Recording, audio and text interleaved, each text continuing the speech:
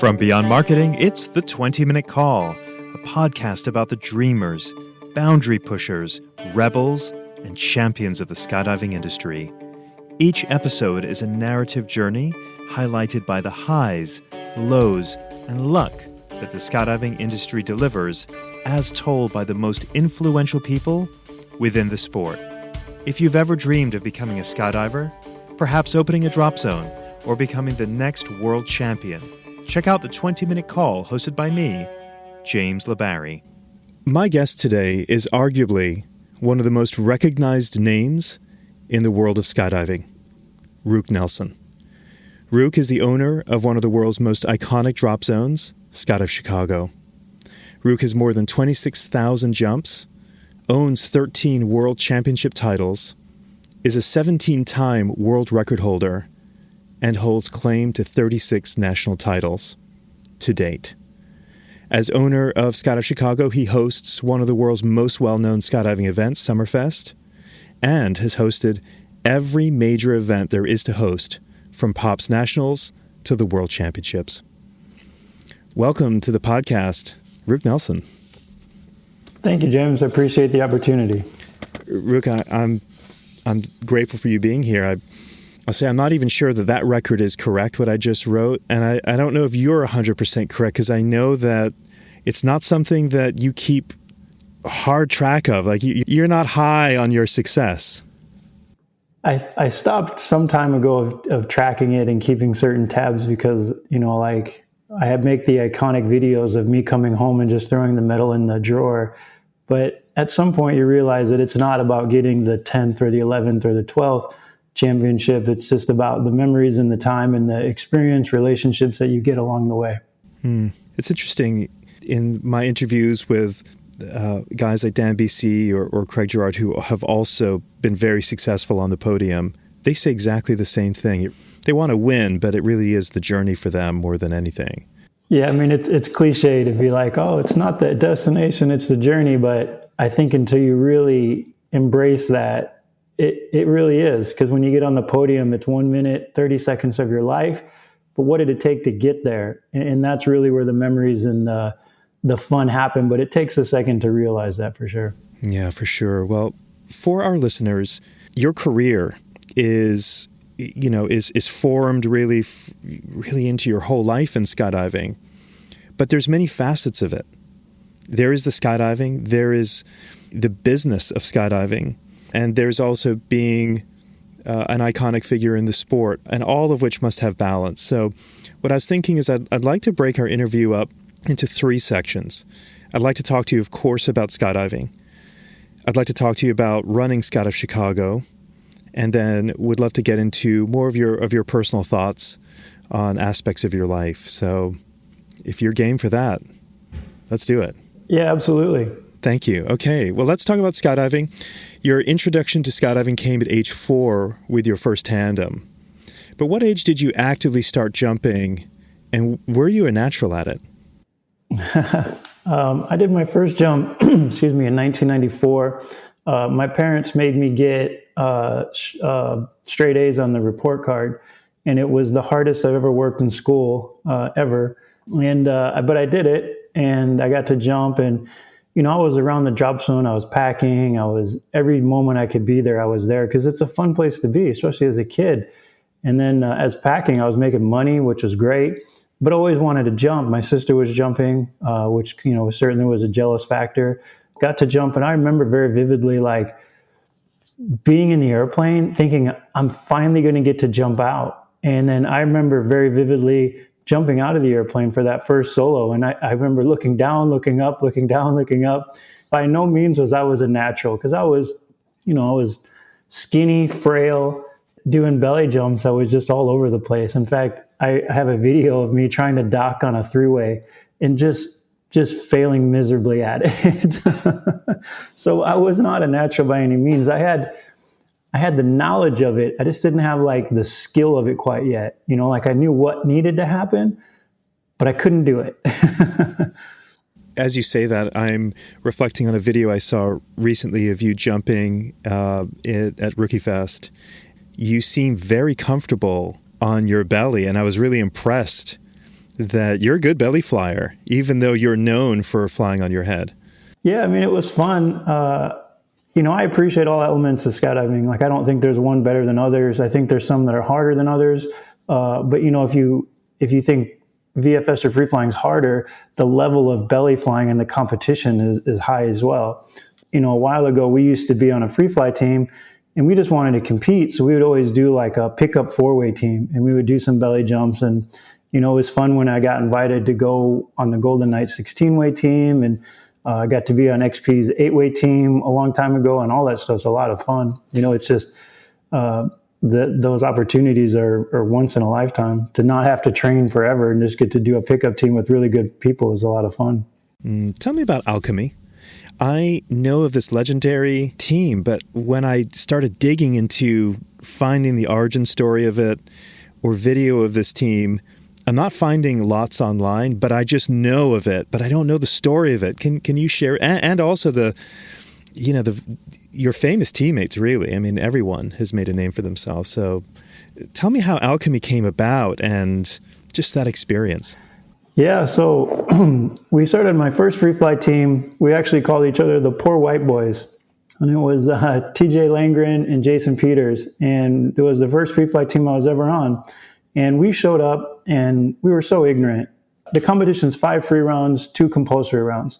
And so we showed up with 5 different free rounds. Like, each skydive was completely unique. And needless to say, like, that takes a lot of time to put one of those together. So when we were there, we watched Mike and Olaf and like the legends compete. And they had 1 free round, but it was beautiful, right? Because they got to put all of their energy into doing 1 round. It was awesome. I think we got 6th or 7th place, and we learned a lot. Flash forward to, meeting the people, going to the competitions, being involved in skydiving. Mike Swanson and I became good friends, and we started a team. We were on a team with Olaf, and we were sponsored. It was awesome. And then we went different directions, and Mike and I picked up John DeVore, Alaska John, and we started Alchemy. And this was like right when the wind tunnel in Orlando was kicking off. And we got Tony to make us these gigantic suits. And we're some of the first people to actually utilize the wind tunnel for free flying. And we came up with just incredible moves, like doing everything that people were doing face to face. We were doing back to back. So we did the first back eagles, the first back carving, and just things that you would never be able to do if you were just training in the sky. So when we came to competition, our free round was just amazing. I remember getting the first 10, a score of a 10, which had never happened before. And of course, you are your own biggest critic. So free flying was very secretive. You never showed anybody anything. So that way nobody could steal your moves. And then when you go to the comp, you just hope that it's good. And I remember being so far into it, like weeks before the competition, we were just finding the errors, right? Because after a while, you're just like, oh, it's not perfect. It's not perfect. But it was an awesome free round. Like, it was, to this day, I think it would still place in the top 3. And I remember showing like all of our girlfriends at the time were like, is this even cool? And they were just like, oh my God, I can't believe you guys can do that kind of stuff. And then we took it to the house, man. We want everything. And a few times over. And, then from there, people started to copy their moves. And it's when the first moment you're like, hey, that's our move. And you start to get angry about it. And then you get a little mature and you're like, oh, that was cool. It was so rad that people started to use it. And, when people start taking ideas that we have or redoing it, it's just flattery. You're like, oh, it is a cool idea. Because no one's out there telling you, this is a good idea or this is awesome. So when people start to do it, it's people telling you that. I often try to think back to that time. I think I entered into the sport in the early 2000s. And I very much remember Amy Shemalecki's team, Arsenal, and, I shouldn't even say Amy Shema, that group, Steve and Sarah. And I know that your sister Melissa and Eric Darren of Mandarin days, sort of came up with, I guess, is it the dive flow for VFS, but just a 3D aspect of going from sort of almost 2D with belly and formation skydiving to this whole different, to me, it's like entering the matrix. Like, this is so on a different level of thinking how one even dirt dives on the ground in 3D that, really must happen. And it's just so almost revolutionary. Yeah, it's definitely different. When you start to get into VFS or MFS or those things, it's almost, you have to put a tunnel element in it just to figure out the engineering. I always joke with the belly guys that it's like, yeah, man, belly's cool, but we can't even walk our skydive, because if you're head down and the other people are head up, somebody's backwards, right? Your right hand's really your left hand. So when you spin right, you're really spinning left. And it's a little bit where you have to disconnect yourself when you're walking the jump, because it's completely wrong. But you still go through the motions and you figure out, those key points that you can focus in on to not forget the jump. Let's say I'm amazed that I don't see more brain lock happening. Everything looks so fluid, but it is wild. Yeah, it's definitely repetition and training. And, even back to the Alchemy days, like, we didn't have any money, but what we did have is a full sponsorship. And that's been most of my teams, where, like, we can jump as much as we want, and we're not going to lose because we didn't jump enough. And even, I remember in Alchemy, we were doing 1,800 jumps a year. And people were like, how on earth did you do that? And I'm like, we literally lived on the airplane. We would jump all day, have lunch on the airplane, do, 16 to 20 jumps. And then we would, in the wintertime when we were living in Florida, we would do that. And then we would drive to the wind tunnel. And our wind tunnel sponsorship was we could have any time that wasn't booked. So we'd literally be sleeping on the benches there. And they were like, okay, we have 10 minutes. We would wake up, fly the 10 minutes, go back, sleep on the bench. And we would do that for weeks on end. It was insane. Like, there's no way I could do it now. I would literally just fall over. But we were doing 30 jumps a day sometimes. Like, it was insane. And, Mike Swanson's just an animal when it comes to jumping. Like, that's all we did, was just jump and jump and jump. And I just like to jump a lot. So it worked well. And when it comes to the team element, really, in reflection of all the teams I've been on, if you find the right people, success will happen naturally. It's, when everybody thinks they're the greatest person on the team, that there's a power struggle, and your focus isn't on just not letting your teammates down. It's trying to be the best yourself. And that's not the goal or the purpose of a team.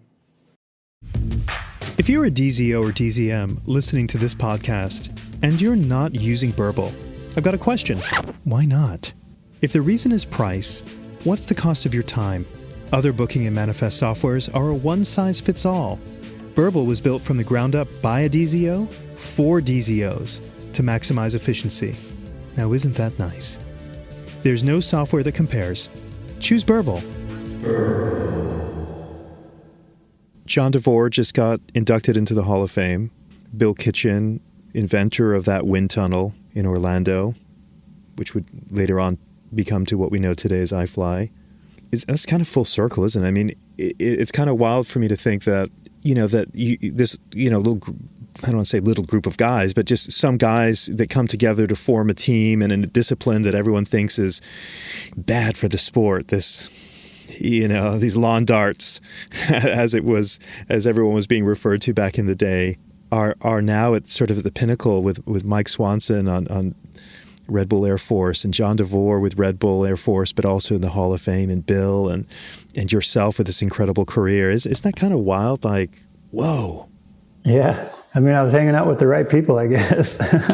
No, it was really neat to be at the Hall of Fame and see John get inducted, and of course, Bill, and those events are really special, and it's really neat the way that they're shaping them to, recognize people that from the past, but also recognizing the current people, I think is important.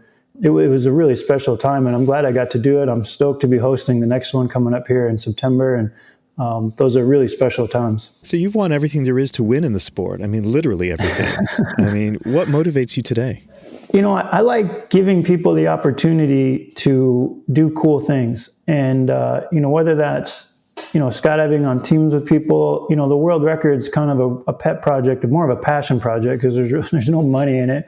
But it also, if you look at your career skydiving, you spend tens of thousands of dollars doing it, right? But when it's all done, like, what can you show for it? If you don't get on a team or if you don't do a record or something, you're really just kind of, there's nothing, maybe a few photos. But man, if I can get somebody a 200 way, which I'm hoping to do soon, they can take that picture and they can put it on their fireplace. And they said, man, I spent tens of thousands of dollars, but I did that. You know, I'm one of 200 people in the world that accomplished that. And to me, that's cool. While there's a selfish side of it too, I think there's also the team aspect of like, man, let's do cool things. And that keeps me motivated to do that. Even when I fail doing things, it's like, okay, well, let's take a step back, learn and do it. And to me, it's like the things that we do should be hard. And if we just come up and hit a home run every single time, there's nobody going to do that, because what's the fun in it? What's the challenge, the skill? You know, we're very skill high, challenge low. We're not living in a state of flow. So let's be challenged, and then let's figure it out, and then let's be successful. Rook, you seem to me to be reserved. I'm going to make an assumption that you're introverted. Oh, yeah. You're grounded. Why are you grounded? Because you have the right to be a sky god, with ego. You know what I mean? I mean, it would be very easy to have an ego with who can contest your expertise. Who's really got much more experience than you? You've got a drawer full of medals that you don't even know how many are in the drawer. You run one of the world's most iconic drop zones. Where does this grounding come from? Yeah. You know, I feel it's twofold.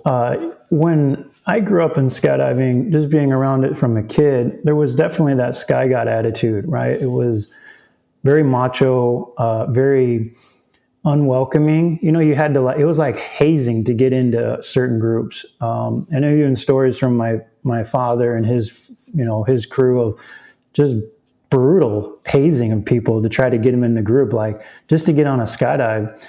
And I feel that as the sport has matured, you know, we are now a mainstream sport, and we can't have this machoism if we expect to grow the sport, because no one's going to want to be there. You know, no one's going to want to have to be hazed to come into a sport that you're paying to be at. I feel like as it matures, you have to align with that to help grow and help build that. The other thing is, it's like we jump out of airplanes. You know, we're not solving cancer, but you know, while it's fun and cool, we're not changing the world of what we do. So why do we get to stand on a soapbox any higher than anybody else? You know, I think everybody's talented in their own way, and there's no reason to carry this macho-ness. We can, you know, have fun what we do. We can share the knowledge. We can, you know, help build the community and the sport, and do that in a cohesive way, not this machoism way. Do you read a lot? I have lately. I do a lot of audiobooks. You know, I like to, I didn't go to college. I mean, I basically started when I was 14 jumping, moved out of the house when I was 17 and been skydiving ever since. So, you know, there was no college life for me. There was no business school for me. So in my later years, you know, I definitely try to get into the business books and, you know, why really good leaders are able to do what they do. And, you know, I'm a big fan of Simon Sinek. I know you are as well. The methodology and just to quantify certain things I feel is important, and it also gives you a bit of direction. You know, why do we skydive? Why are we in business? And we as a team at Skydive Chicago, we drill into that stuff. You know, why do we jump? Is something that we've said at our manager meetings, and we like to find that stuff out. So yeah, I mean, I think we dive into it a bit. It's clear to me, the reason why I asked that question is I've observed you for many years, but I've watched a lot of your videos recently and how you communicate, and I can tell that there's a lot of thinking that goes on in terms of your leadership style. Like, I'll get into our next section, but I've seen your business leadership, and I was truthfully completely overwhelmed by what a strong business leader you are. You know, I wasn't I don't know where I was, but John LeBlanc from PD, we got into a conversation, and I've known John. John's known me since I was a baby, basically. And, you know, I remember him, we were at Sandwich Airport, and he was teaching me how to build paper airplanes, and as a kid. And so later in life, we were together, and he was telling me a story, and somehow it morphed into him being where he was explaining how if they hire somebody at PD, and maybe he doesn't align with them 100%, but he's hired him to do a job, And he's got to let him do that job, because otherwise, if you're going to stand over top of people and tell them what to do and how to do it, you might as well just do it yourself. And that resonated with me a lot when we work at the drop zone here. Is I'm hiring this person because I believe in what they can do. It's not because I'm telling them what to do, but I want to work with them. And hey, these are our goals. This is our vision, and I want you to input what you have to that. And let's see what we can do. And it's been working really, really well. And man, we have one of the best teams ever at Skydive Chicago, I think, because of that. And we're able to do great things. Like, here I am trying to get better. And at the same time, I'm like, I was a few days out of surgery and I'm in this world meet bid. And I can't even talk, but yet we're still trying to bid this world meet. And thank God I have a great team here that did all the talking. It's just been really, really good as far as getting these events and putting on good shows. And, we're all about the experience. We want to look at it through a person who is basically the competitor or the participant's eyes and base it on that. We don't look, the spreadsheet's the last thing we look at. We want to make sure that we're not losing money. We want to make sure people have a good time. And one of the coolest things that was said to me this past Summerfest was that, a lot of people say, thank you for doing Summerfest. It's really cool. It's really fun. This guy walked up to me and looked me straight in the eyes and he says, hey man, thanks for making skydiving cool. And I was floored by that. And I was like, holy cow. I mean, jumping out of an airplane is cool. Let's not get wrong.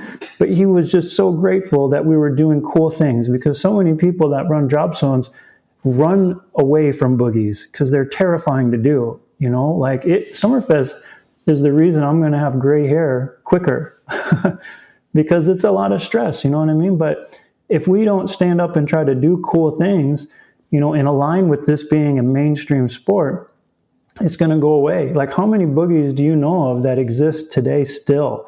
It's very few. You could probably count them on one hand. Man, there was a boogie, it seemed like every other weekend when I was a younger jumper. I remember, starting with the Quincy's and Richmond, Couch Freaks, all of those have gone away. And it's just, we got to keep doing cool things and make skydiving cool and make people want to be involved with it.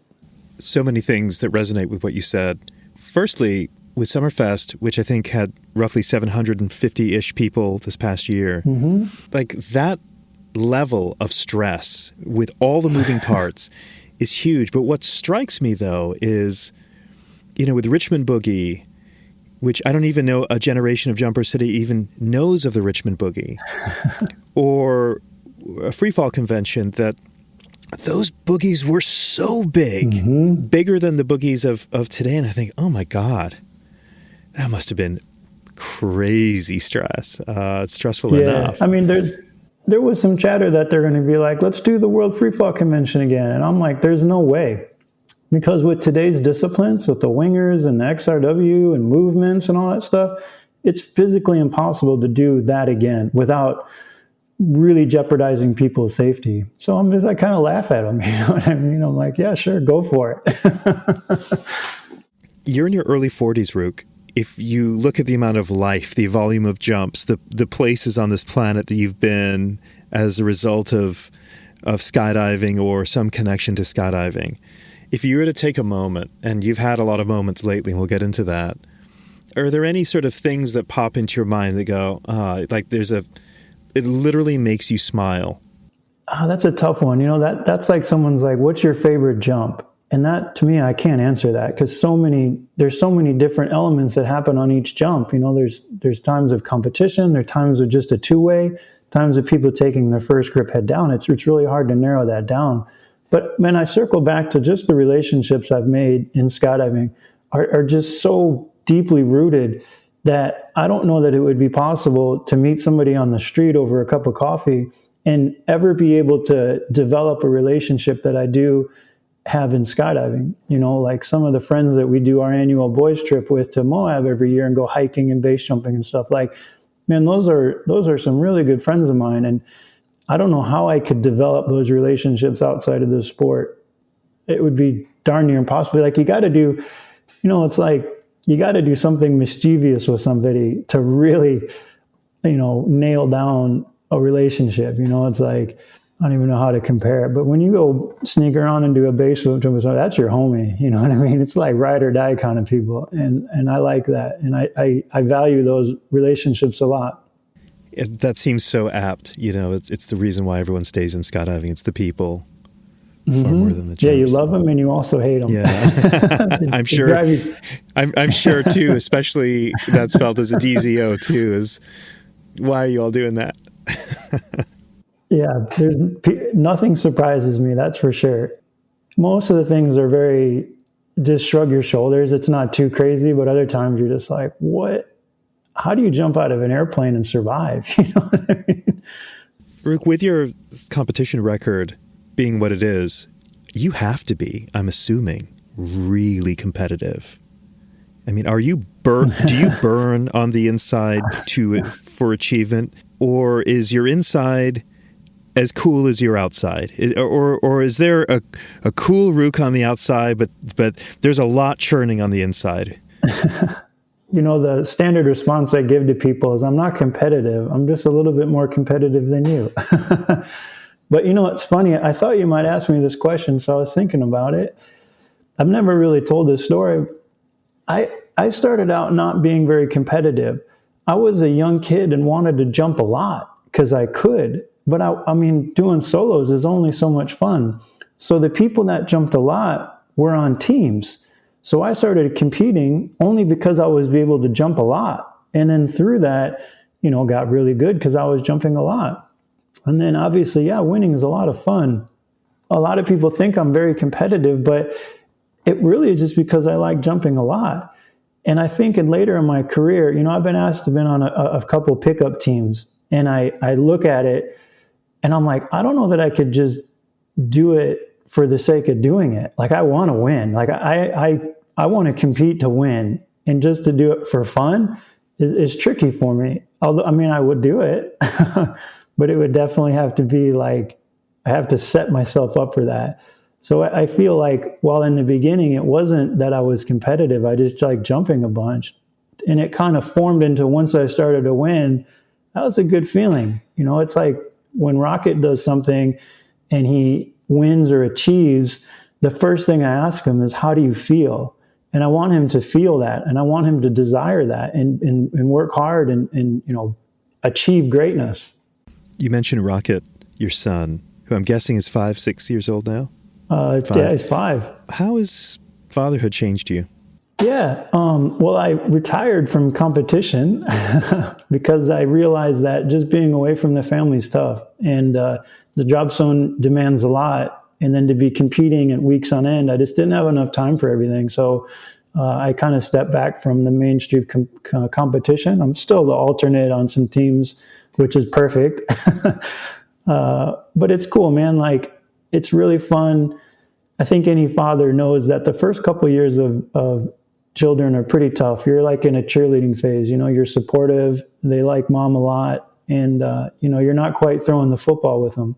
But now I'm throwing the football with him, and he's a boy. You know, you can throw him on the couch and roughhouse a little bit with him. And, you know, we went flying. He loves flying. And there was a picture that my sister has of my dad, my sister sitting on his lap, I'm sitting on her lap, and we're flying the 182 that we still have today.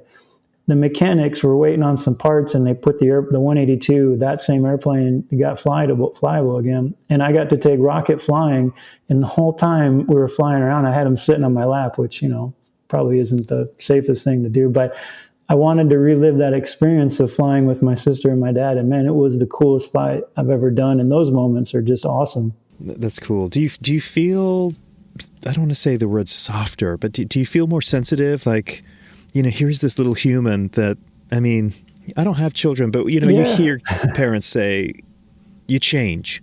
I don't know that. I was told, this reminds me of a story of like a good friend of mine said, yeah, you know, we had we had the girl, and you're very, you know, comforting of the girl, and you're very sensitive. And then he had a boy, and all I could think about was like, you're going to have to pay for that milk. We're like, you have to earn this, son. We're like, the daughter was very, lovey, comforting. And then the son, you're like, you're going to make him a man, And while I don't think I've gone that route quite yet, like I think about that story at certain times. And, of course, we just want the best for our kids. And everybody always asks me, when am I going to take rocket jumping? Because I did my first jump when I was 4. And while we haven't taken him jumping, he's been in the wind tunnel, loves it. Like, I think as a father, when your kid is genuinely interested in something, and not just because we took the screen away or the phone away and now he wants to jump. He needs to actually truly want to do it. And, I'm not in a rush to get it done, because if this is something he wants to do for the rest of his life, why rush into it? The burnout's a real thing, and I don't want that to happen prematurely, especially in today's age when everything is instant now and such throwaway. Why rush into that? Like, when the timing is right, we'll make it happen. Have you ever felt burnt out on skydiving? Yeah, there's definitely moments. I think one of the hardest things to do is to come off of a team and be motivated to just jump. I love training. If there was any part of competition that I love the most, not even standing on the podium, it's training. Because who doesn't like bettering yourself? And skydiving at such a high level that, it's cool. I love it. And I love I got it down to like just being so efficient to where the plane would be pulling up as I'm walking to it. And the movements that I make are minimal, just because I'm running so efficiently throughout the day in a training day. And I love that part of it. And then to step away from that and then just be fired up to go do a 3-way rando jump can be difficult. But I look back on, there's really cool things and opportunities you can give people by jumping with them and getting them their first head down dock, or flying with them head down, or teaching a maneuver to them. And those are the things that still keep me motivated. Do I do 1,800 jumps a year still? No. I may do 100 now, but I also am raising a kid and running a drop zone too. So you got to balance out the time. I mentioned earlier that I was really impressed when you participated yourself in Rookie Fest. Mm-hmm. And I thought to myself, what that must have meant to the two people you were jumping with. Yeah. I feel awkward when people put me on this pedestal, because I feel that, and this has happened before here, where people don't know who I am, which I love, and we carry on a conversation, and it's only like through the conversation does somebody recognize or realize who I am. And at that moment, it changes. You know what I mean? All of a sudden, it's like they have this expectation or this stereotype where they're no longer themselves. It's more of this awkwardness, and it's a bummer. Rookie Fest is a lot of fun. I try to keep it very casual. I really enjoy that event, and being able to, get these rookies to jump with all these people. And it's not just me. Like, we have core, we have rhythm, and really exciting is this coming Rookie Fest is the same time as Hall of Fame. So these rookies are going to be able to see all these people that are these such, pillars of our sport, which I think is going to be a great collision of interaction. And on a side note, there is a competition at Rookie Fest amongst all the coaches of who can get the most points. I love that. That's always fun. It's interesting you say about being put on a pedestal. I could see that. I imagine it's what every celebrity goes through. But there's also this thing of, I'm not trying to blow smoke, but it is the reality. You and a few of your peers are the Michael Jordans of our sport. And you don't get to play basketball with Michael Jordan. I get to go make a skydive with one of the most elite skydivers, in the history of the sport. Just flat out. That's cool. Yeah, that's and cool. I think that's, where we embrace it and get rid of the machoism of it, and man, while I wish I made the salary of Michael Jordan, I'm happy, I'm comfortable, and I think, if you talk to the old people or the older generation of skydiving, and they're just like, it's cool to see people make a living in skydiving, because back then, organizers paid for their jumps. Day rates were non-existing. Packers were non-existing. Like you really had to earn it. And now here we are in today's age where people are making good livings being full-time skydivers. I mean, and that's awesome. I think a lot of people would think that because you were sort of raised at a drop zone, that everything was given to you. And what really surprised me in researching you was, man, you used to pack a lot of parachutes. Yeah. And you have done a lot of tandems. Yeah. Oh, yeah. And I was like, respect. That's cool. Yeah, there's not many jobs on the job zone I haven't done. I did manifest for a little bit, and it didn't go well, so, but I feel like it's also how men fold laundry terribly so they don't have to do it all the time, but yeah, you got to cut your teeth. And, I always joke at people and they're like, what do you do at the drop zone? I'm like, perfect day, I don't have to do anything because then I've structured it right.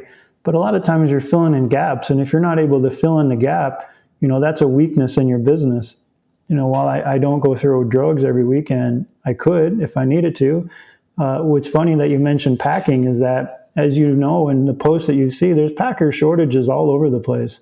And, while you may have one busy weekend, it's not enough to justify a packer. So my GM, Anthony, and myself, we'll be on the mat packing some tandems, and you do what it takes. The show must go on, If you're a fan of the 20-Minute Call, I'd like to invite you to be a member of a budding community with me on Patreon. By becoming a patron of the show, you can join me behind the scenes to discuss options for future guests and gain access to some show swag. It's pretty sweet. Details on how to become a patron can be found in the show notes. Okay, back to the show. One thing also that really struck me, and it's very much aligned with exiting the machoism, and is something that I've never seen before, is on Skydive Chicago's YouTube page is an entire video about mental health and the effects of skydiving. And that so took me by surprise, and I was so happy to see it.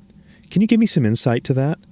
Yeah, I encouraged Tracy, who is our events manager, to, she's incredible to begin with. She is the reason why Skydive Chicago is kicking. Well, the whole team is, but for the skydiver side, in the event side, she is an absolute motivating badass on getting things to happen here. But she did a talk during our safety day on mental health in the sport. And man, James, you could have heard a pin drop in the room. I mean, there was 60, 70 people that were at a bar, and they were 100% listening to what Tracy was saying. And I was watching this, and we got done, and I'm like, Tracy, you got to make a video of that. And so our media person and Tracy got together, and she redid the speech and produced that video. And I'm like, Tracy, just know that when you put something online, you got to be a duck, because you're going to get attacked, you're going to get yelled at. Just know that you're helping more people than the few people that are going to be the bad eggs. I think that's a very powerful thing, because a lot of people are struggling, and there's people that, as we know, are skydivers that have, taken their lives. And that's sad to see, because, man, we get to do some amazing things, and we get to be around amazing people. And it's never game over. It's just people are struggling. They don't know a way out. So if we can help curb that by putting these videos out, I think that's a very powerful thing. And I'm forever grateful that Tracy got to do that. I applaud you, Rook, for encouraging that.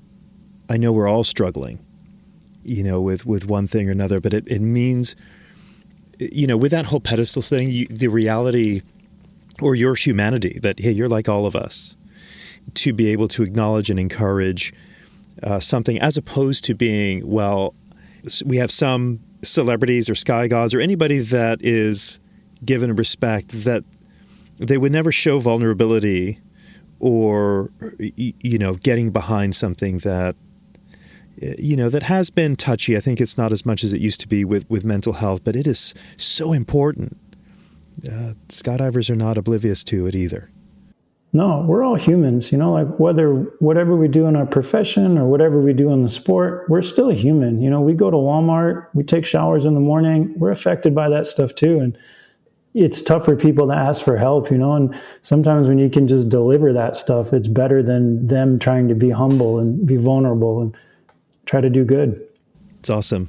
It's a cool contrast, 1 minute, you've got RVs, jumping, over things and stuff going on fire, and there's still space to talk about mental health, and it's awesome.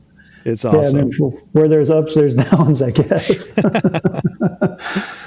You've got the 200 way coming up 2025. Mm-hmm. And I'm sure your brain is probably processing, we're 2 years out. I imagine there's a lot of thought on that. What lessons learned from the last attempt that you take into the next attempt? What we've been doing doesn't work. This will be our third attempt at the 200 way. And while we've had great success up until this, we've now attempted it twice and didn't do it. So I am basically starting with a white sheet of paper. I'm bringing some new people into the organizing, partnering with Matt Fry to just help me figure out how to do this. He's coming with a brand new formation, which he's testing out right now, which is amazing. And there's certain things that we've done along the way that you don't know if it's going to work, but it feels right. In my soul, I feel like this is going to work.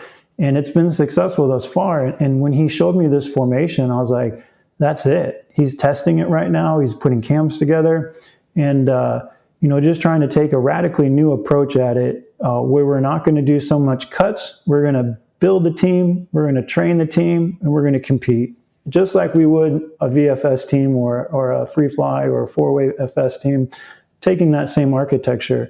So that way, when we come to do the 200 way in 2025, we're ready. We're not trying different things. We're not trying to build the team from the West Coast and East Coast and the Aussies. We're already a team. We're a unit. And that way we can come here with some confidence, finally knock this thing out and, get it going. But I'm excited about that. It's been actually a lot of what I've been working on thus far in this winter, along with everything else we got going on. But, it's one of those projects and it's kind of unfinished business. I think of it like when Rocket starts something and he tries to quit before it's finished, I'm always, son, you got to finish what you start. And this 200 way is that to me. Like, I got to finish what I started, and I will do whatever it takes to get that done. That's my competitive side coming out, I guess. That, when it happens, I can't imagine how sweet that's going to be. Oh my God. I can't, dude.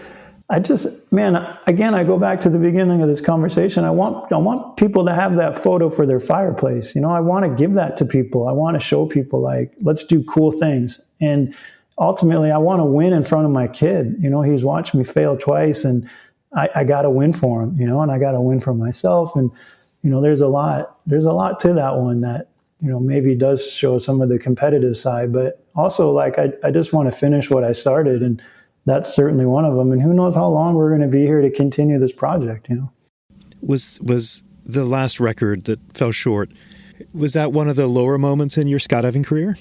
It was when all the chatter came out. You know what I mean? Like, at the end of it, there was a great celebration. We were happy. The goals for always in a record is nobody dies, right? Like, we deal with the most precious commodity, and that's people's lives. And so I take that very seriously.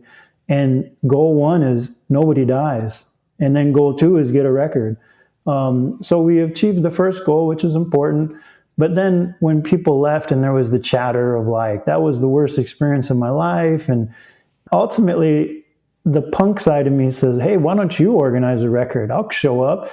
Like, as if they're an easy thing to do. You know what I mean? And I've lost my ass big time on doing these records because you can't predict go-arounds of airplanes. And when you're burning, 3,000 gallons of jet fuel a day doing these things, that adds up. You know what I mean? And so just to put that side of things together is a task, and not to toot my own horn or anything, but when people are just so ignorant about, oh, that was the worst experience of my life, I'm like, well, man, I thought it was a great experience. I got to see and hang out with some really rad people. Did we get a record? No. But again, it's the journey, right? Let's embrace that and the challenges along the way. And you nailed it, man. When we get that 200 way, those people that have been on that entire journey, man, that is going to be a feeling. I'm getting goosebumps right now. That is going to be a feeling out of this world. I mean, I visualize that landing and putting my hands in the air and just knowing, like I've known on every single record that we've gotten before I've seen a video. Like I envy that moment.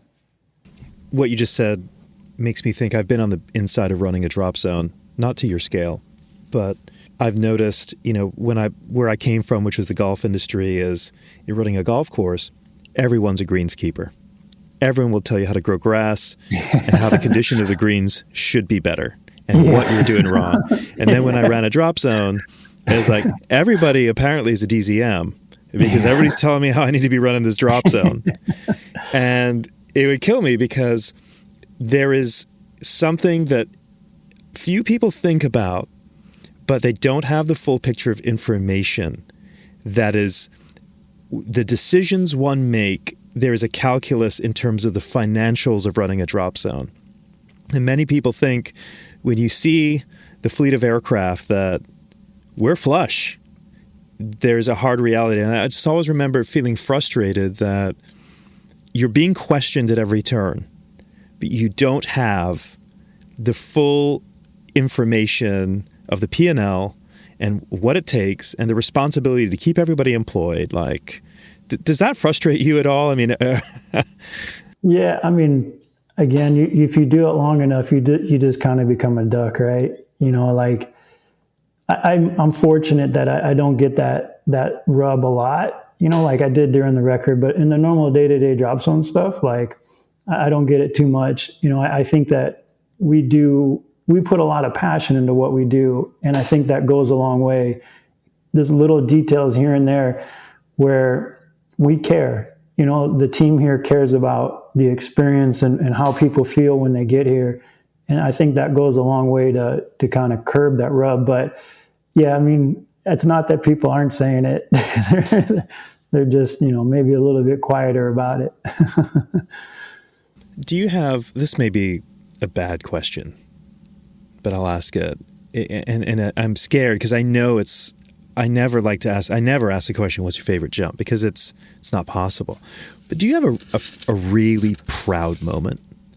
Like a really proud moment, either with achievement or with the business? Yeah, I do. When my father passed away, there was like 2 weeks prior to that, I remember we were in the hangar and he was like, this place wouldn't run without me, right?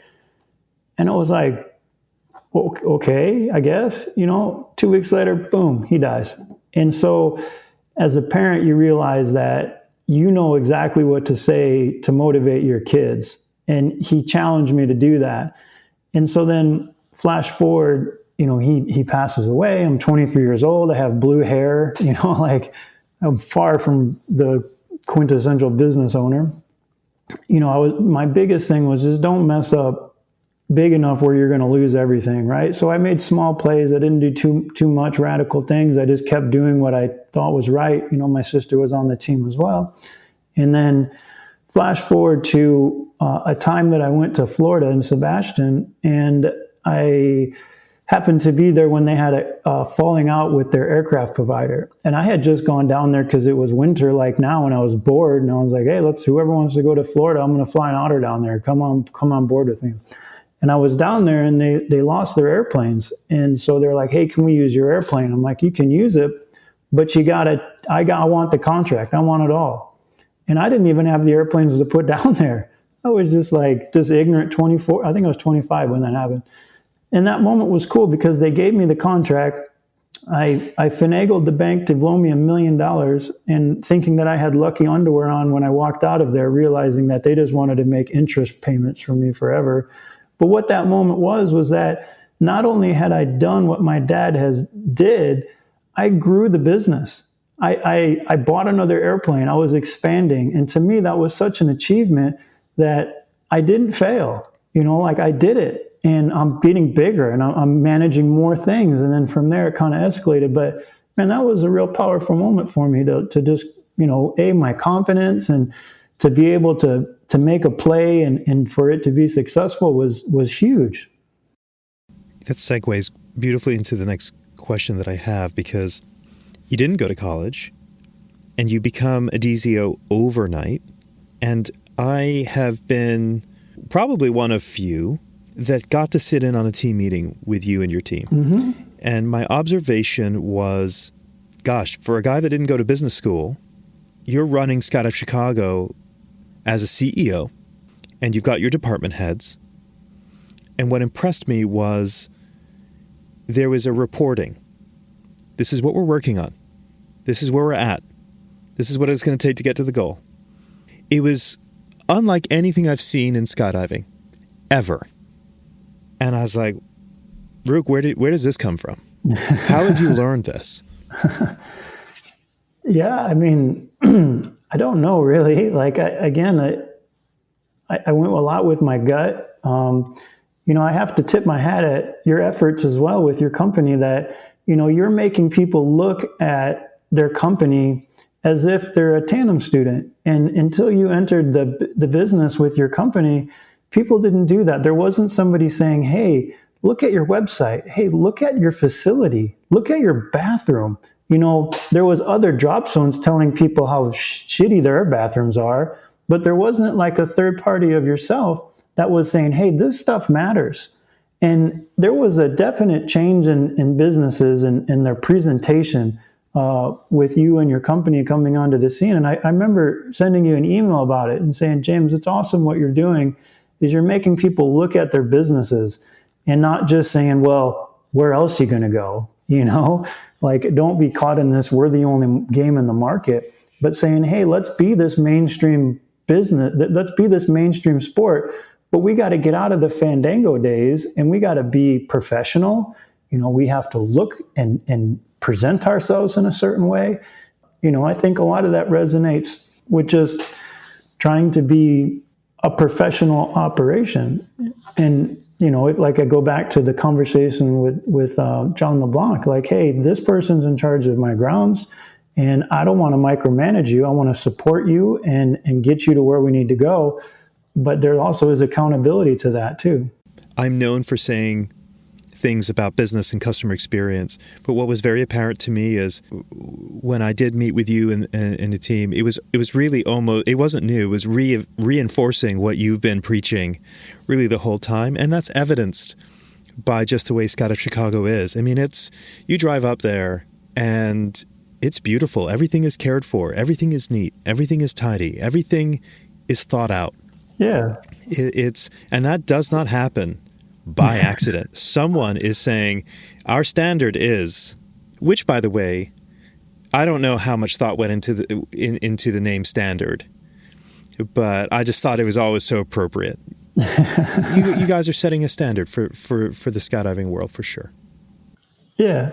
I feel that one of the first jobs I had was cutting the grass out here. And so then, when my dad passed away, I remember first thing I did was I bought good lawnmowers because you never finished cutting the grass when I did it. The machine would break. It was always just a mess, you know what I mean? And so now that we got the good mowers, well, I want them to get used and I want this place to look nice. I want people to come out here and have a good experience. I circle back to the reason we do it is because we want to make memories for people. How many people do you know that have gotten out of the sport and say, man, those times at the drop zones were the best times of my life. And I want to keep doing that for people. And, we hang out here a lot. In fact, I live here. Most of my staff live here. If we're going to live someplace, let's live someplace cool, Let me ask you, what has been one of the biggest victories for you as a DZO? Is it the Skydive Sebastian? Absolutely. Yeah. It took me a second to kind of put that all together, right? Because at the time I was just flying by the seat of my pants and like, okay, I got this contract. Now I'm going to go to the bank. I had this like handwritten business plan. I've never written a business plan, but I'm like, all right, this is how I'm going to make money. And so, when I did that and I got the contract and I was moving so fast of trying to get everything to work that I didn't have a time to reflect upon it all. And it wasn't until I reflected, I was like, man, I fucking did it, right? I'm not only doing what I was doing, but now I'm doing more. I'm doing it, and then it was just kind of from there, the confidence was there, and man, the sky was the limit, really, and now we're doing what we're doing now. There's a nationals, there's Hall of Fame, we're an event place for sure. And it's crazy to have to say no to certain events because we can't simply do them all. What has been your hardest day as a drop zone owner? Oh, man. Certainly the most difficult time as a DZO is to call somebody's parents saying that their kid's not coming home. I mean, I don't wish that upon anybody, and I won't make anybody do it. I'm the one that does that. And I'll be on the receiving end of the parents that are screaming at me. And, that's tough. You know what I mean? I don't wish that upon anybody. You are definitely the bad person in that moment, no matter what you say or do. And you just kind of have to take it, which is rough. As you said that, I took a really deep, heavy breath. I've made those calls. Yeah. It's gut-wrenching. And I remember viscerally feeling my heart in my throat as dialing that phone. Mm-hmm. Because you know what's happening, right? Like this isn't a fun thing to do. Unfortunately, I've done it a handful of times, and it doesn't get easier. It doesn't get better. And it's just kind of the dues you have to pay to run this industry. Rook, what impresses you? When people have passion about doing whatever they're doing, and you can tell, if you look at the sport, and you have the longtime jumpers that have done everything. You've mentioned Dan BC and Craig and Kurt Werner and those guys that, the original airspeed guys that are still getting after it today. I mean, that's impressive to me. You know what I mean? Like, it's admirable that they still have the fire and they're burning it, and it's really cool. I don't know if you're aware of this, when I did my interview with Craig Girard, I said, who would you really want to skydive with? And he said, Rook Nelson.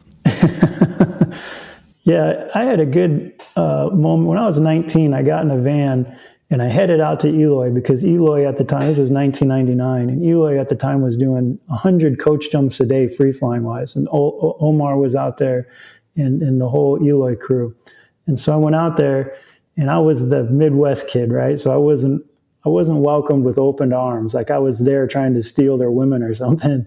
And I met Craig, and, I had zero money. Like I went out there hoping to do some coach jumps, and then I didn't really get to do much. But Craig and I met, and he's like, hey, man, let's go jump. And he literally got down from a team training jump, flat packed his stiletto, and I was like, Craig, I ain't got no money.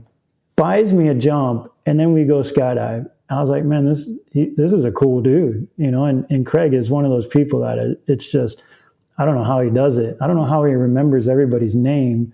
I think I got some of my drive by just having that moment of being like, I don't care if I've just done 20 jumps. If somebody wants to jump with me, I'm going to do the 21st, and I'm going to show up every single morning and I'm going to do what I say I'm going to do, whether, I'm hungover or whatever the case may be. Like, I'm going to get it done. That is such a cool story and so quintessentially Craig Girard. Oh, I think something that so many people have similar type stories of his generosity and care. Oh, yeah. Yeah, he's a cool, he amongst a lot of people are really cool people. What frustrates you? Oh, man. I mean, two parts. In the tandem DZO world, these little Groupon drop zones frustrate me because they're not in it for the long haul. They get in there, they mess the pricing up, and then they're going to be gone in a few years. And that's annoying to me. I think people that try to run skydiving events that don't really care enough to do it, and they don't put their heart and their passion into it. I was at a World Cup once, and they spelt world wrong on the trophy, and it said Word Cup.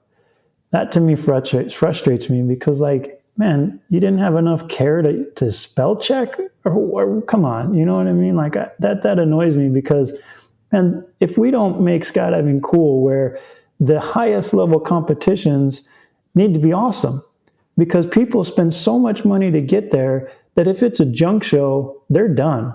because they probably are affluent enough to have the money to do it, that they look around and say, this is dumb. This is a junk show. This is a joke. So we got to keep the caliber so high that it retains these people. And that takes caring, and it takes passion, and it takes maybe putting the spreadsheet number 2 priority versus the customer experience or the competitor's experience is the number 1. There's a lot of DZOs listening, or I should say passionate skydivers and DZOs nodding. Yep. Yeah. The DZOs are probably like, no, spreadsheet number 1. What advice would you have for DZOs? Oh, man. I think that if you start a drop zone and your sole purpose is to make a bunch of money, that you probably should do something else. If your sole purpose is to have a really good time, be comfortable, and make great relationships, you're on the right path. Great advice. I'm going to get into some personal questions with you now, sort of our final chapter of this interview. Sure. As we speak with you now, you are, really just coming out and working through a cancer scare. Mm-hmm. Most of us learned of it with your Facebook post, and it almost looked like, you had stuff coming out of your neck. Yeah. And it was like, holy cow. Yeah. What happened? Yeah. Man, it all happened really fast. I noticed that there was a lump on the right side of my neck. Initially, I thought it was a hernia because when we do our flight physicals, they check there. And, I'm a CrossFitter. So sometimes in those workouts, you got to do like 200 sit-ups, And so they're strenuous. And, I feel like I'm pretty active. But again, those are strenuous. So then I had just a normal checkup, like, you get over 40, you should go to the doctor every year. And, we do the physical, everything's fine. And I'm like, hey, doc, I got this bump on my neck. And she was like, oh. I'm like, oh? What does oh mean? That doesn't sound good. You know what I mean? Oh. She's like, you need to get it checked out. I'm like, okay. So they sent me to get an ultrasound. I get the ultrasound, not too exciting. They're like, yeah, but it's something. It's not, that doesn't just happen. So I was like, okay. And this whole time, cancer was not even in my wheelhouse of thinking that's what it was. I mean, I just thought it was like, I've taken some hits skydiving that I've been bruised and bumped and, it's whatever. And so then they did a CT scan and they're like, yeah, there's something there. I'm like, what do you mean something there? They're like, it could be cancer. And like, man, did my world change at that moment, right? I'm 43 years old, I'm active. And now they're saying I have cancer. Like, what?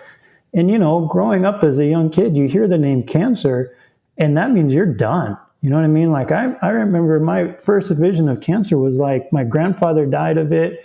Other friends have died of it. I've heard people, and it does these miserable moments. And, like you start going down the rabbit hole for sure. So then they wanted me to do a PT scan. So that way they can see if the cancer has spread throughout your body. And this is the big one. And this whole time, like, I've gone down the spiral, James. I'm waiting for the phone call for them to be like, hey, you got a year to live. Like that's how dark it was. So they do the CT scan, and like every notification that came on my phone was just heart-wrenching. Like it could be an email, and my heart would drop thinking that I'm going to get this phone call. And so I get the phone call from my doctor that, hey, the PET scan was good. There's nothing else in your body. It's just in your neck. And then what it ended up being was my tonsils. It's squamous cell carcinoma is what it is. And there was a tumor on my tonsil, and that tumor had spread into my lymph node. And that's what was the swelling on the right side of my neck, is a swollen lymph node. So I did a surgery. And granted, this was all really fast. Like the October 14th was my first appointment just for my annual checkup. Surgery was November 9th. So like in less than half a month, I'm on the surgery table, and they're yanking out, all of my tonsils. They yanked out all of the lymph nodes on my right side. They yanked out 20 on the left just to make sure that it didn't spread. It's really weird. My wife and I were driving to the hospital for the surgery, and I felt fine.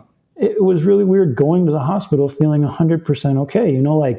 You remember when you send people off the drop zone to the hospital, they're in some pain, right? There's broken bones, and they're not happy. They're shooting them up with fentanyl, And I felt great. I did not feel great coming out of surgery, though. I felt like I got ran over by a truck. And I think the drugs were still working when I took that photo and posted it on Facebook, because I didn't feel that bad. And then, yeah, they had the drains because my lymph nodes weren't draining. And, I got out and they told me before the surgery, like, hey, if we find the tumor and we can get rid of that, that's a good thing. And so when I woke back up, I'm like, did you find it? And they're like, we did. Good margins around it. We took it all out and we got your lymph nodes. We're going to send those off for testing and we'll kind of see how it goes. And the surgery kicked my ass, man. I couldn't eat. I lost 20 pounds. In fact, I still only put 6 pounds on since my surgery. And I talk with a little bit of a lisp right now, just trying to redevelop your voice box from your tonsils being out. But I can eat again, which I'll never take for granted again in my life.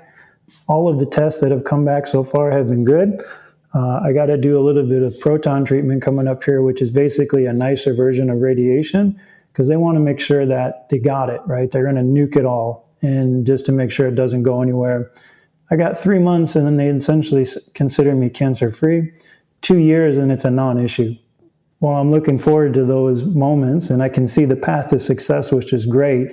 I sympathize for anybody that has gone through this or is doing this, and I can't help. I mean, I encourage everybody, if you feel something or a lump or anything, don't be the stubborn skydivers that we are. Like, go to the hospital, check it out. Because, mine was all very quick, and before it spread to anywhere else, they were able to get it out. But man, when it gets in your lymph nodes, that's in your lymphatic system. And like, man, that can go everywhere. And that's when you get those phone calls like, we can't take, you can't take that out. You know what I mean? It's everywhere. You can't radiate all that. So I'm fortunate that didn't happen, and I feel good. And, I'm doing PT to get all my mobility back. And yeah, it's nice. I'm so thankful that this was in the wintertime, and I'm going to make a collage of all the ceiling lights that I've been looking at laying on hospital beds and PT beds and post that next. With your heart rate elevating for every text and email you got from the hospital, what was your response when you got the results of the PT scan? Oh, it was great. It was the PET scan was, man, it got me out of that death spiral. Like I'm instantly thinking that, man, there's so much I got to do with rocket. I haven't even taught him how to skydive yet. I'm supposed to do this 200 way. I'm 40 years old. Like I got so much more to go. You know what I mean? And I was deep down in the spiral. Talk about a mental health moment. My mind was deteriorating rapidly. And the only thing that saved me really was we had a friend during COVID that came and stayed with us. I called her and I was like, her name is Annabelle. And I was like, Annabelle, what do you do? And like right after I got the first, the doctor was like, yeah, it's cancer. And I'm like, Annabelle, what do you do? She's like, Rook, you're in the worst moment right now. And the moment you're in is you don't know. You don't know what it is. You don't know what to do. And there's no path to success. And man, she was absolutely right. Like spot on. Because as soon as I started finding out more and I had the path to success, I feel way better. You know what I mean? And I can't thank her for enough because she got diagnosed with non-Hodgkin's lymphoma. I can't thank her enough for answering the phone call and just being willing to talk about it. You know what I mean? Because a lot of people want to just suppress that. It's like nobody wants to feel vulnerable or humble, and I was so thankful that she got me out of that spiral because, man, it was getting dark. And, I just kind of focused on, okay, I know these are all coming. That's scheduled. There's a path. And that really helped a lot. But, man, it was rough. I try to think about empathy, and I'm an emotional person. I would have been very emotional to get that news going, like as if I could breathe again. Like, oh my God. Yeah, it's a huge weight off of your shoulders, Like the PET scan was the big one because that was like, that's the death sentence if it's everywhere, you know what I mean? So like when I got that one, I'm like, okay. But I haven't had the surgery yet or haven't anything else yet. But I'm like, okay, it's one spot. Supposedly there's a surgery for it. And, what you've come to find out is like, man, there's a lot of different types of cancer. And, with technology and research that a lot of it's curable as long as you catch it early, and in the instance of my situation, there's 55,000 people a year that get what I have. And it's a 95% survival rate as long as you're on top of it and you catch it. And, it's the joke of skydivers. If you think about skydiving, you basically commit suicide. You jump out of an airplane and at the last minute you pull your parachute. So it tends to lead to people that are a little bit more procrastinating, right? It's like, you remember running the DZO trying to get people to pre-register was a joke, right? Because it's people that just wait to the last minute and pull their parachute. They're procrastinators. So, I'm thankful that the timeline worked out, that I didn't have this lump for a year and then finally go to the hospital. It's been an interesting month for sure. And my heart goes out to anybody that has to go through this. Wow, Rook. I'm glad you look great. Yeah, thank you. And I'm glad you're on the road to recovery. Yeah, appreciate it. And one more thing I want to add about this whole situation is that I was talking to a good friend of mine that was diagnosed. I've actually developed a little bit of a network of people that have gone through this, and we've been a bit of a support team, which has been great. Again, it goes to the mental health. You don't have to do this alone. You shouldn't go through it alone. And she was diagnosed with a stage 4 cancer. And she's like, Rook, one of the worst things is that when people find out that you have something, they all of a sudden turn this sympathetic, sad, you're going to die tomorrow kind of attitude. And I didn't experience it at first, but then out of all people, I told my barber, I was like, man, I got cancer. And he turned into this like, oh, I'm so sorry, you're going to die. You know what I mean? And I'm hopefully not. He didn't say that, but his mannerisms and his gestures and his speech was very much to that tone. I encourage people that they shouldn't do that to people, because it really is off-putting. And like I said, I haven't really experienced too much. She says she gets it a lot, but I didn't really until I talked to my barber. And I was like, what? I will call out Doug Barron too. He sent me this text message. He's like, Rook, so sorry that you're going through this. You've been such a pillar of our community. Your contributions to the sport have been tremendous. I was like, Doug, I'm not dying. Like, quit sending me texts like this. You know what I mean? What are you doing, dude? Your sponsorship's getting worse. Oh, gosh, that's funny. But that's also very insightful. Yeah. It's, you don't want to strip someone's humanity away almost by, being sympathetic as if they're no longer living. Yeah, be sympathetic, but don't have the pity. I think the pity is really what kind of is the off-putting part of it. I think a supportive, sympathetic role is important, but when the pity shows up, you're just like, come on, man, I'm going to get better and whip your ass. You know what I mean? Who inspires you, Rook? Oh, man. I think in the industry, it goes back to those people that are still burning the candle at both ends, like the Kurt Verners that are still winning world championships 20, 30 years later. And, the Craig Girards that are still doing that stuff, it feels like that generation, I was on like the tail end of that whole generation going through, but it doesn't seem like there's those lifers coming up in the industry, I don't know if it's just the generational where, we're not getting these people that are getting in skydiving and staying for 30 years. We're getting a lot of people that get into skydiving and stay for 5, 6, 10 maybe years. But those lifers seem to be less and less prevalent. And those people, again, they keep burning it from both ends. And it's incredible that they still have the passion to get it done. And I enjoy when those guys come through the job zone and I get to spend some time with them.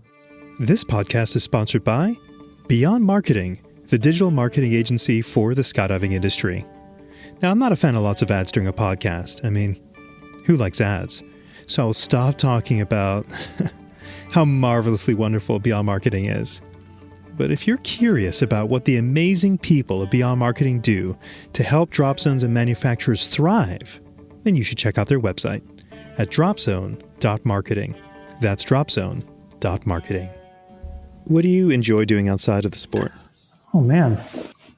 I love traveling. I think skydiving competitions really opened my eyes to traveling because we got to go to some places that I would have never gone to, Akita, Japan, Granada, Spain. I would have never gone there. And I got to do some really, really cool things. So I think, even stepping away from competition, traveling is good for the soul.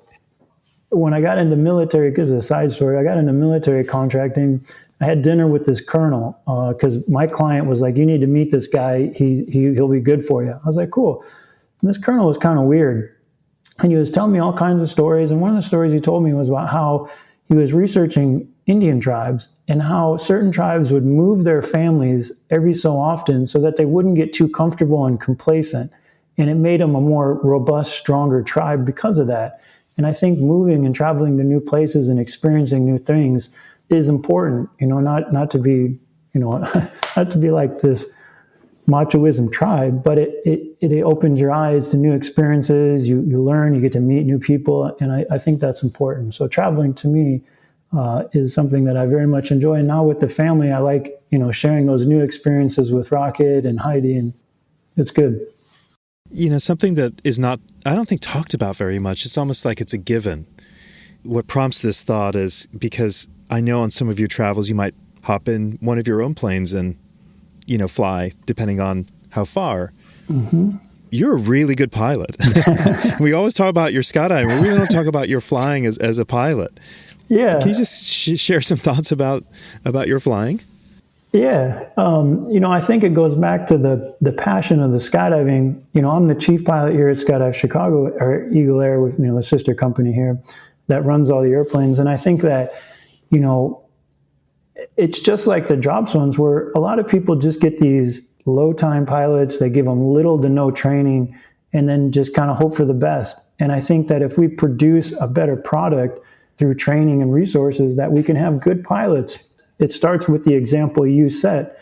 And if you set this, subpar example, then the bar is pretty low. But, for us, and particularly here, like, we want to make really, really good jump pilots. In fact, when someone is a new hire with me, the first thing I tell them is that I want to make you the best jump pilot I can.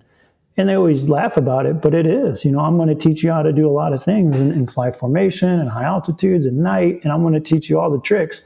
And a lot of times, there's always the POH and the stuff of that nature. But, I teach them the Mr. Miyagi tricks, the things that aren't in the POH and the things that you'll never know unless you sit with somebody that's been in an airplane for 5,000-6,000 hours.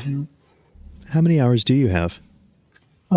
Just over 5,000, I think. I mean, that's logged. I've been in airplanes for a long time. And I joke that if you were to accumulate, 26,000 jumps, million miler status on airlines, plus 15 minutes of airtime for every skydive, like, I probably had been off this earth for a quarter of my life. You know what I mean?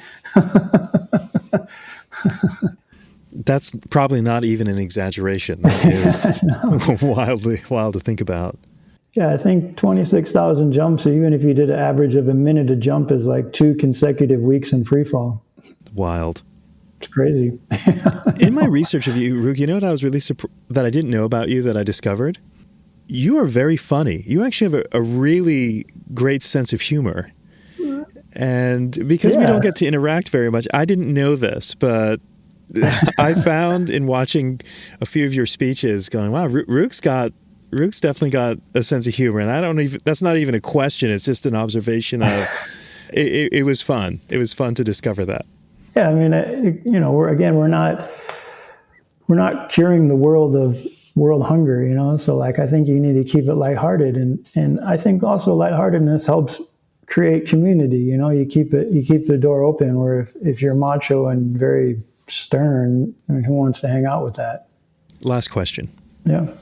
Is there a crossroads moment in your life that was significant, that had you not made the decision to go this way, or maybe you hadn't met this person at a right time, or you say yes to something as opposed to a default no, that maybe you're not where you are today? Yeah.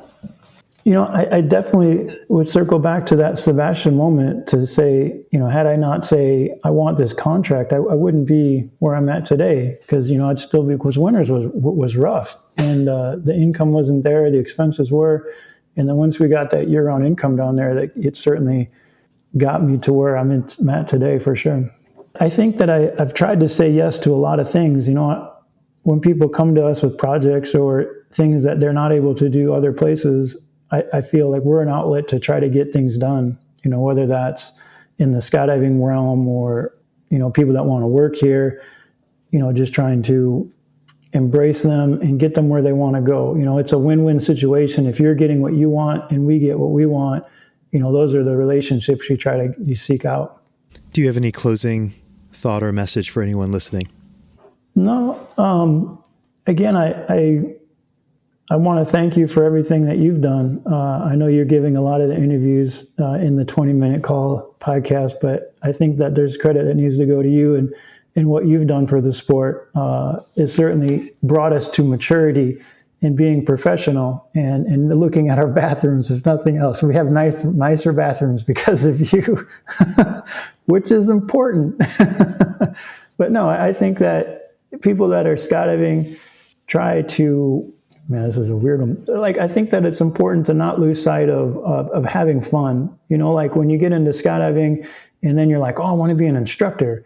And then there's so many people that become instructors and then never fun jump again. And there's people that, do teams and then all of a sudden they hate skydiving because they hate their teammates. I think that it's really important that, you get into skydiving because it's fun. It takes you away from your office. It takes you away from your bills. All of the stress of your life go away as soon as you get in that airplane or as soon as you get on the drop zone. And don't lose sight of that fun because it's real easy to get jaded or, to get, hate your teammates or whatnot. And don't lose the fun part of it. And that's important. Rook, I've so enjoyed this conversation. Man, it's been really enlightening. And I think that for those that listen are going to get a lot out of it, whether they're a DZO or a new jumper coming into the sport, or someone that's just been in it for so long and maybe need a little dose of perspective of why we are doing this thing. Thank you for your generosity of time. I was so excited to talk to you today, and I'm really grateful for it. I'm glad I'm able to talk again. And I appreciate all you've done, James. Thank you for that. That means a lot to me. Yeah, absolutely. Cheers. Hey, everyone. Thanks so much for listening to the 20-Minute Call podcast. Please do follow us on your podcast app so you always have the latest episode, which is released every Monday. If you want to contact the team, our email address is podcast@beyondmarketing.xyz. This episode was edited and engineered by Garnet Znydrick of the YouTube channel Blue Skies Fun Days. Thanks for listening, and join us next week for our next episode.